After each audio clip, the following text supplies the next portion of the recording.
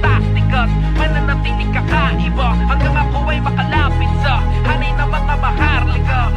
Ako ay palagi lamang nakasentro sa gusto ko na marating. Di magpapapigil, di mapipigilan ng bawat takbang ko ay laging diretso. Di mananapak ng ibang pangalan para matupad lang ang aking pangarap. Aking itinatak sa aking isip na pino ang bawat galaw, bawat mga sulatan. Dapat siksik at purong-purong merong laman. Katangahan naman lamang ng kapwa dapat laging palaban.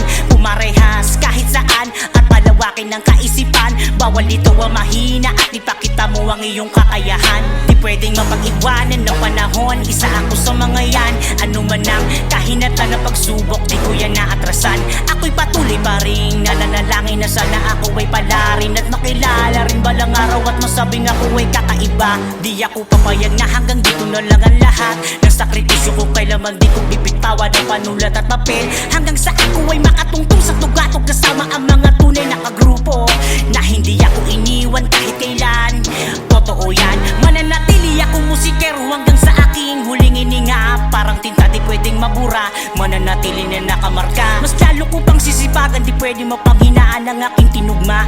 Ako si Tinwa na simpleng pamilya, isa sa maharlikang kakaiba. Walang sasayangin ang mga oras, lahat yun ay aking gaganapan. Kikilusan ko ng kikilusan hanggang sa makamit ko at tagumpay. Gagalugarin ko ang lahat ng mga hamon niya sa akin ng salitang takot di papairalin. Mananatili akong matalim Hanggang sa makaisa, balang araw ako rin ay makakaisa. karanasan na nagsabi na Karanasan na nagsabi na di pangkaraniwan ang taktik at mananatiling kakaiba hanggang ako ay makalapit sa hanay ng mga maharlika. Hanggang sa makaisa, balang araw ako rin ay makakaisa. karanasan na nagsabi na Karanasan na nagsabi na di pangkaraniwan ang taktik at mananatiling kakaiba hanggang ako ay makalapit sa hanay ng mga maharlika.